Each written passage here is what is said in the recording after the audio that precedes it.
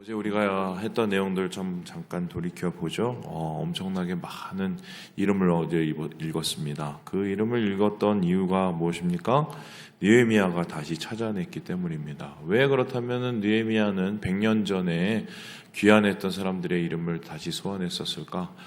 그것은 예루살렘 성벽을 세우긴 했지만 거기에 사람이 없었기 때문입니다. 최소한 10분의 1이라도 좀 남아서 어떻게 이 성벽을 지키고 세우고 또 예배자로서 남아 있어야 되는데 이제 그것이 없었던 거죠. 그래서 사람들이 다시 이름을 불러가며 그리고 그들에게 있어서 소명을 다시 한번 일깨우는 그 이야기를 어제 우리 함께 살펴보았습니다. 오늘은 이제 그 다음 이야기고요. 이렇게 모인 사람들 앞에서 느헤미야와 에스라 하나님 안에서 새로운 일들을 해나가는데요. 그 일은 무엇이었을까?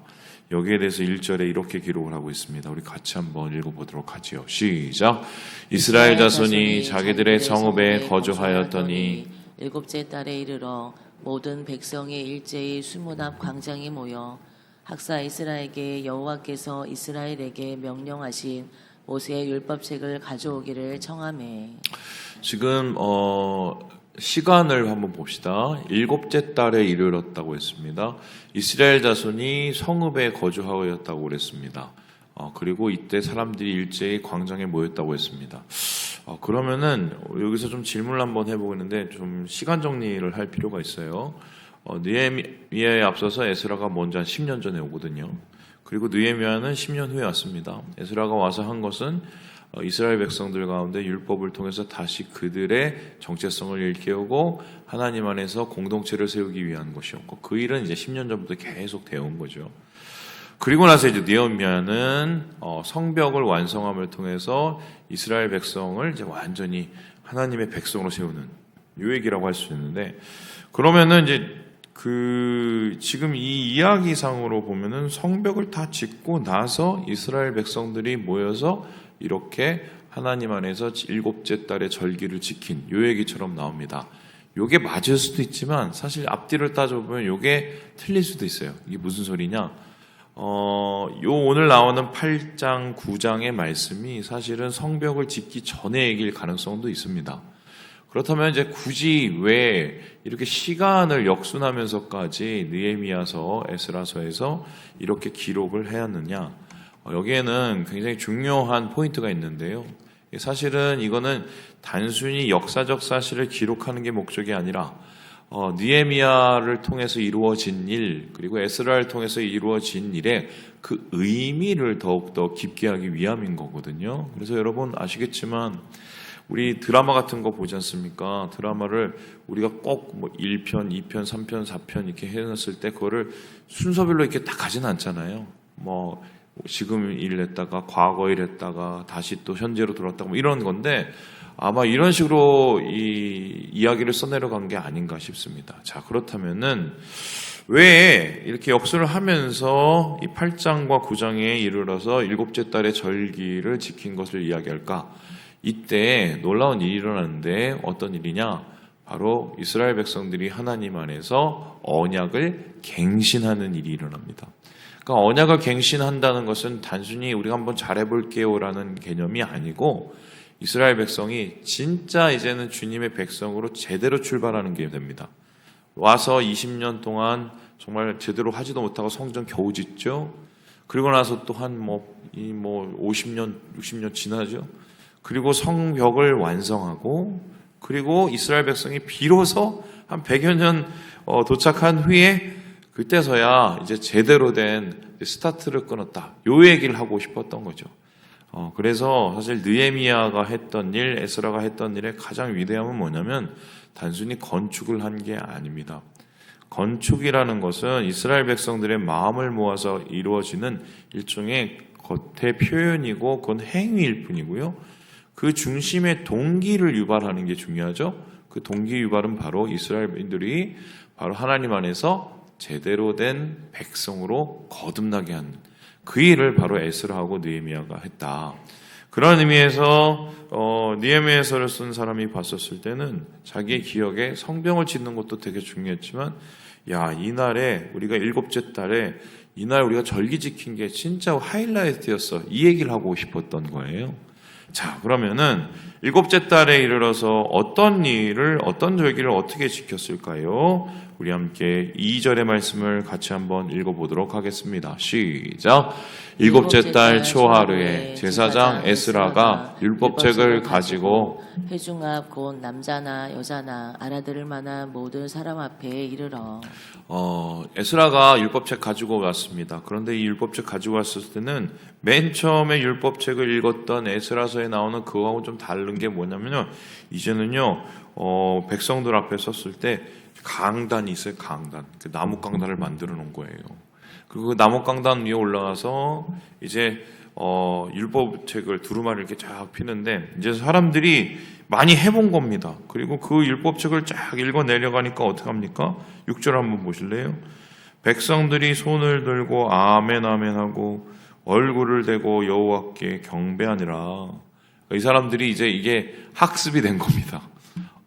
하나님 안에서 말씀을 듣고 그 말씀에 화답하는 게 학습이 되기 시작한 겁니다. 그리고는 어떤 일이 일어납니까? 이 낭독을 했었을 때, 이 9절에 이런 얘기가 나오는데요. 같이 한번 9절의 말씀을 읽어보도록 합니다. 시작. 백성이 율법의 말씀을 듣고 다 우는지라. 총독 느헤미야와 제사장 겸 학사 에스라와 백성을 가르치는 레위 사람들이 모든 백성에게 이르기를 오늘은 너희 하나님의 성일이니 슬퍼하지 말며 울지 말라 하고. 조금 애매하죠. 왜냐하면은 일곱째 날 초하루에 모여서 율법책을 읽고 하나님 앞에 함께 경배를 드리고 나아가는데 그 율법책을 듣고 사람들이 웁니다. 울면은 좋은 거잖아요. 그런데 왜냐면은 말씀을 은혜 받았으니까. 그런데 갑자기 에스라가 뭐라고 그럽니까? 울지 마, 울지 마. 오늘은 되게 기쁜 날이야 라고 얘기합니다. 그리고 10절이라서는 더 정확하게 얘기하는데 이 날은 주의 성일이니 금심하지 말라. 여호와로 인하여서 기뻐하는 것이 너희의 힘이니라 라고 얘기를 합니다. 자, 그럼 우리가 요걸 해석을 하려면 되게 어떤 이야기가 필요하냐? 요 날이 어떤 날인지를 봐야 됩니다. 유대력에서 이 7월은요, 일곱째 달은 티슈리월이라고 합니다. 그건 유대의 말인데, 이 날에는 어떤 날이냐? 우리날로 따지면 이 날이 바로 설날이에요. 그래서 7월 1일이 딱 되면, 초하루가 되면 뭐 합니까? 사람들을 모아놓고 갑자기 나팔 큰 거 양나고 부 하고 붑니다. 이게 나팔절이라고 해요. 이거는 새해의 출발을 알리는 날입니다. 그래서 이때는 어떻게 해요? 하나님 안에서 하나님의 이름을 우리가 기억하면서 어떻게 해요? 새로운 시작을 하는 뭐 이런 날입니다. 그러고 나면 우리나라는 어떻습니까? 막 파티하고 우리는 뭐 이렇게 5, 4, 3, 2, 1 땡하고 막 박수치고 그러는데 유대는 조금 다릅니다. 어떻게 했느냐? 나팔절 끝나고 나면 그 다음 날부터 어떤 일이 시작되냐면 속죄일이 시작이 됩니다. 이 속죄일이 언제까지냐? 10일까지 이제 돼요. 그래서 10일 날, 7월 10일은, 티슈리월 10일은 어떤 날이냐면 속죄일 중에서 제일 큰 속죄일, 제일 많이 죄를 회개하는 날이라서 대속죄일이라고 합니다. 이 대속죄일이라는 날이 뭐냐면 욤키프르예요.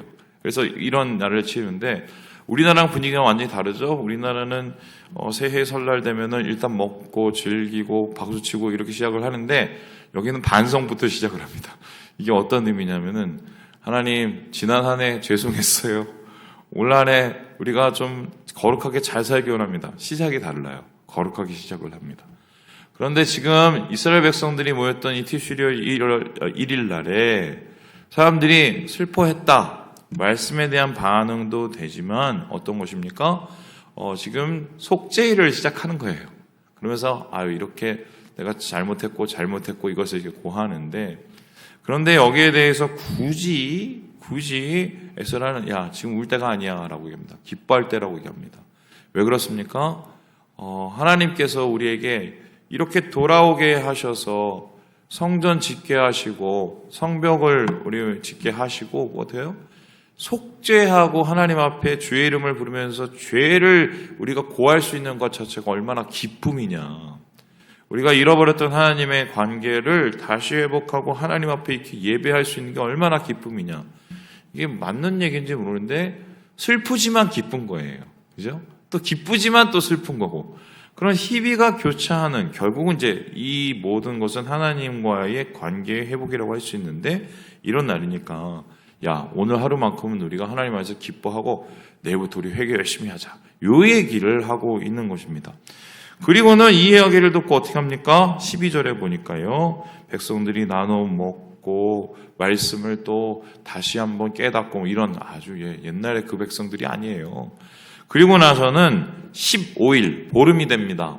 7월 보름은 어떤 일이라고 그랬죠? 바로 이때는요, 장막절, 초막절이라는 게 있어요. 이 초막절, 숲꽃이라고 하는데요, 이게 뭐냐면 이스라엘 백성들이 광야에서 장막 생활을 하지 않았습니까? 텐트를 짓고요. 그때를 기억하기 위한 일종의 명절이에요. 그런데 이 명절이 있는 날은 어떤 일이 일어나느냐? 이스라엘 백성의 농사가 실제적으로 끝나는 날입니다.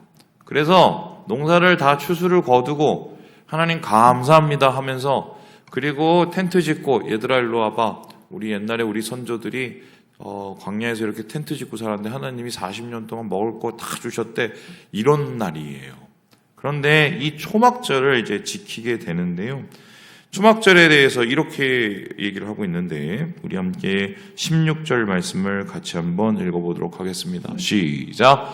백성이 이에 나가서 나뭇가지를 가져다가 혹은 지붕 위에, 혹은 뜰 안에, 혹은 하나님의 전뜰에, 혹은 숨은 광장에, 혹은 에브라임 문 광장에 초막을 짓되. 예, 초막절에 초막을 열심히 텐트를 짓는데 나무 가져다가 그 위에다가 나뭇가지 얹고, 그리고 이제 하나님 안에서 초막을 져서 거기서 이제 모여서 밥도 먹고 예배도 드리고 이런 걸 합니다. 자, 그렇다면은 이러한 모습이 어느 정도의 수준이었냐? 17절에 이렇게 얘기하는데요. 뒤에 보세요.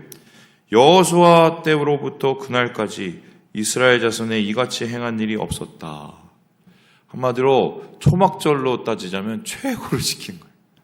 자, 그렇다면 이스라엘 백성들이 하나님 안에서 나팔절 지키고 속죄일을 보내고 초막절을 정대하게 지켰다는 것은 어떤 의미일까요? 여러분, 지금 이스라엘 백성들 갔다 오고 나서 뭐 했습니까? 계속 성전 짓고 성벽 짓고 했죠. 사실 성전 짓고 성벽 짓고 하는 것이 중요한 게 아니라 이스라엘 백성들 가운데 제대로 된 영적인 집을 짓는 게 더 중요하다고 얘기했죠. 이것을 이제 제대로 지어가는 겁니다. 하나님, 우리가 하나님께서 우리에게 죄를 놓아셔서 우리가 쫓겨나고 예루살렘이 사라지고 우리가 광야는 아니지만 저 바벨론에 가서 정말 노예 생활을 했지만 이제 다시 돌아와서 주님 앞에 엎드리면서 이렇게 우리가 하나님의 집으로 함께 모였습니다. 감사합니다, 주님. 그런 감사를 주님 앞에 함께 올리게 된 겁니다. 그런 감사를 통해서 어떻게 해요? 여기 보니까요, 이 초막절을 지키는 그 규례에 따라서 18절을 보니까 첫날부터 끝날까지 계속해서 말씀을 읽고 사람들은 거기에 대해서 반응을 하고, 심지어는요, 요 앞에 보니까요, 말씀을 이해를 못하는 사람들을 위해서 중간중간에 레위 사람들을 세워갖고 번역도 해주고 해석도 해주고, 요걸 오늘날로 따지면 뭐냐면 부흥회를 한 거예요. 옛날에 요거 가지고 사경회라고 그랬죠. 사경회. 요거를 거의 한 달간 한 겁니다. 한 달간. 이것을 통해서 결론적으로 이스라엘 백성들은 하나님 안에서 제대로 된 공동체가 이제 스타트되는 요 이야기를 우리가 보게 되는 겁니다. 자, 그러면 오늘 말씀을 통해서 우리가 얻게 되는 것은 무엇인가? 오늘날 저는 이제 교회를 보면 참 건물들이 우리나라만큼 빨리 짓고 아름답게 짓는 교회가 없는 것 같아요. 제가 저번에 한번 분당에 갔었었는데, 분당에 무슨 H교회인데요. 뭐 그 H교회라고 해서 이제 지나가서 봤더니 자, 정말 휘황찬란하더만요. 근데 저거 얼마 주고 줬냐고 물어봤더니 거의 한 800억, 1000억 가까이. 그래, 예전에는 또 제가 강남에 있는 S교회, 제일 유명한 교회죠. 가서 봤더니 거기 뭐 교회 구경시켜준다고 봤는데 갑자기 이 교회는 구경하려면 올라가는 게 아니라 내려가야 된다고 그래서 엘리베이터로 쭉 내려가는데 엘리베이터의 이쪽 한쪽 벽이 그냥 이게 뭐예요? 그 유리로 돼 있어요. 근데 유리가 이렇게 그냥 흙이 이렇게 보여요. 그래서 그 흙층 있죠. 바위층 이렇게 딱 보이게 야, 이거 대단하다 막. 이거 막 설명을 해 주는데 이게 뭐 몇 평이고 내려갔더니 정말 막 거대한 막 예배당이. 더 나와서 또 설명을 해 주는데 야, 여기 앞에 보이시는 종탑을 보시라고 해서 저게 종탑이 그냥 종탑이 아니라 저게 그 디자인을 무슨 영국에 누가 하셨는데 디자인비만 몇 억이었다고 막. 그래서 도대체 이 성전을 예배당을 얼마를 들어서 졌냐고 봤더니 4천억이 들었대요. 4천억. 여러분 상상이 되세요? 4천억이? 예. 뭐 하나님 안에서 예배당 뭐 잘 질 수 있는데 중요한 건 그 4천억 지면서 제가 알기로는 돈이 모자라 갖고 나중에는 선교비도 줄이고 구제비도 줄였다는 소리를 제가 들었습니다. 예배당을 아름답게 짓고 싶은 뭐 욕망을 우리가 이해하지 못하는 것은 아니나 진짜 지어야 될 것은 사실은 그 예배당보다 더 중요한 우리가 자체가 성전이 되는 거 아니겠습니까? 흥미로운 게 오늘 우리가 읽은 이 말씀하고 비슷한 얘기가 신약에 반복이 들려요. 언제 반복이 되냐? 오순절 성령 강림입니다. 오순절 성령 강림했었을 때 어떤 일이 일어났나요? 베드로가 나가서 말씀을 전하죠. 그랬더니 거기에 있었던 제자들이 그 말씀을 통역을 해주고 그때 사람들이 같이 어떻게 해요? 뉘우치고 회개하고 그리고 바로 뭐가 됩니까? 성전을 진 게 아니라 교회가 됩니다. 비록 모이는 장소는 아주 좁고 아주 모자랐지만 그들이 함께 먹고 함께 떡을 떼고 교제하고 말씀을 듣고 또한 기도하는 말 그대로 진짜 교회가 되는 거죠. 어떻게 보면은 이런 얘기가 될 수 있는데 조금 이상한 얘기인데 하나님께서 제대로 된 교회를 짓기 위해서 성전을 허셨어요. 그런 얘기가 됩니다. 성전 자체에 몰두하고 성전 자체에 빠져서 예배를 제대로 드리지 않는 이스라엘 백성들을 제대로 된 성전이 되게 하기 위해서 예수님 통해서 새로운 성전을 지은 겁니다. 바로 교회, 함께 모인 이 자리. 그래서 어떻게 보면은 그랬을 것 같아요. 이 초막절의 의미가 이때만큼 아름다운 적이 있겠습니까? 없죠. 왜죠? 쫓겨나갔다가 진짜 광야 생활을 하다가 바로 와갖고는 그렇게 고난을 겪어서 함께 이렇게 이루어지는 교회가 되었으니 그 기쁨들이 얼마나 대단하겠나. 저는 오늘 한국 교회가 이 모습을 다시 한번 상기하였으면 좋겠다는 생각이 들었습니다. 그렇다고 무슨 예배당을 안 질 수는 없지만 지나친 건 안 좋은 것 같아요. 중요한 거는 거기서 예배드리는 사람들이에요. 함께 그들이 교회가 되고 함께 그들이 하나님 앞에 무릎을 꿇고 함께 기뻐하고 함께 주님을 찬양하는 거기에 주님이 역사하시고 함께 하신다는 것을 오늘 말씀 속에서 깨닫게 되는 것입니다. 말씀을 마칩니다. 예배를 한번 기억해 보시고 우리가 지어가고 있는 우리의 교회, 우리의 함께 공동체가 어떤 것인지 한번 다시 고민해 보셔서 주님 안에서 하나님의 거룩한 제사장으로 거듭나시는 오늘 하루 되시기를 주님의 이름으로 축원합니다.